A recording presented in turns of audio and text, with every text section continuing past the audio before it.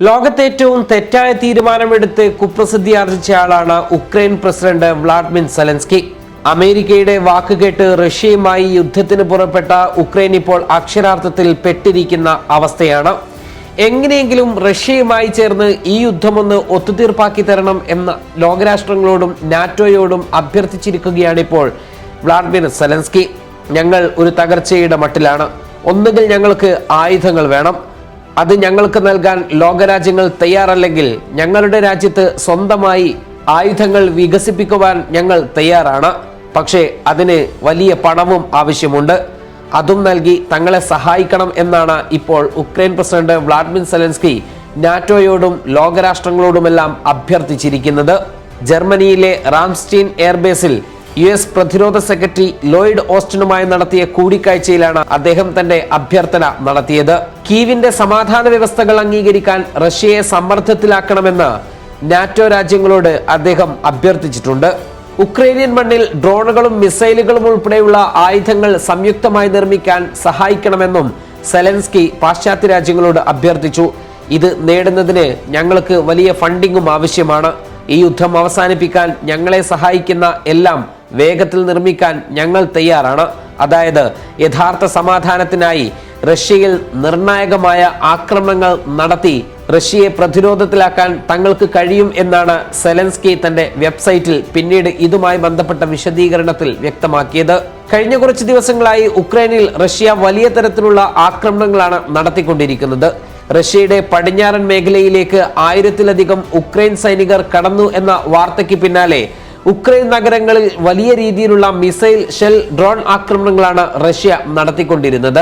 ഈ ആക്രമണങ്ങൾ രൂക്ഷമായതിനു ശേഷം ഉക്രൈൻ ഇപ്പോൾ ആവശ്യപ്പെട്ടത് ഞങ്ങൾക്ക് വിദേശ രാജ്യങ്ങൾ സമ്മാനിച്ച ആയുധങ്ങൾ ഉപയോഗിക്കുവാനുള്ള അനുവാദം നൽകണം എന്നാണ്. എന്നാൽ അമേരിക്കയും നാറ്റോ രാജ്യങ്ങളും ഉൾപ്പെടെ നൽകിയ ഈ ആയുധങ്ങൾ ഉപയോഗിക്കരുത് എന്ന് ഉക്രൈനോട് ഈ രാജ്യങ്ങൾ ആവശ്യപ്പെട്ടിട്ടുണ്ട്.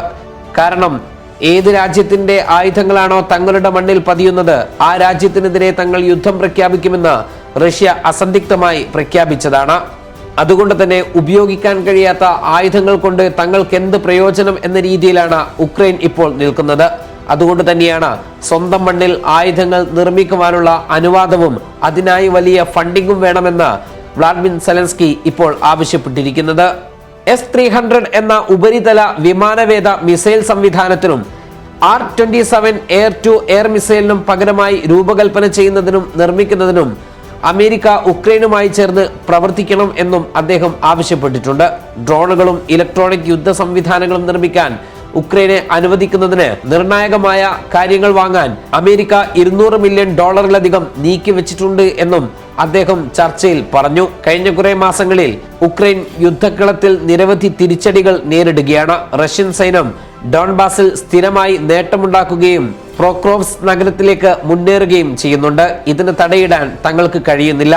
റഷ്യയുടെ ഈ മുന്നേറ്റം തടയുക എന്ന ലക്ഷ്യത്തോടെയാണ് ഡോൺബാസിൽ നിന്നുള്ള മിക്ക സൈനികരെയും തിരിച്ചു വിളിക്കാൻ മോസ്കോ നിർബന്ധിതരാകും എന്ന പ്രതീക്ഷയിൽ ഉക്രൈൻ ആഗസ്റ്റ് 6-ന് റഷ്യയുടെ കൂക്സ് മേഖലയിലേക്ക് നുഴഞ്ഞുകയറ്റം ആരംഭിച്ചത്. നിരവധി ഗ്രാമങ്ങളും അതിർത്തി നഗരമായ സുഡ്ഷയും ഉക്രൈൻ പിടിച്ചെടുത്തിരുന്നു. എന്നാൽ ഈ മുന്നേറ്റത്തിൽ പതറാത്ത റഷ്യ കൂടുതൽ ആക്രമണങ്ങൾ കടുപ്പിച്ച് ഉക്രൈനിൽ പിടിമുറുക്കുന്നതാണ് കണ്ടത്.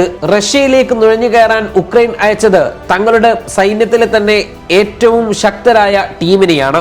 അതുകൊണ്ട് തന്നെ മറ്റു മേഖലകളിൽ സൈന്യം അതീവ ദുർബലമാവുകയും ചെയ്തു. ഇത് വലിയ മണ്ടത്തരമായി പോയി എന്നാണ് ഉക്രൈനിലെ തന്നെ രാഷ്ട്രീയ യുദ്ധ വിദഗ്ധർ പിന്നീട് വിലയിരുത്തിയത്.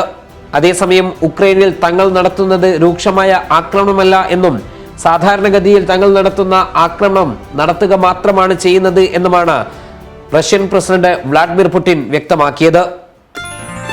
Waytonikah.com, the exclusive Muslim matrimonial site.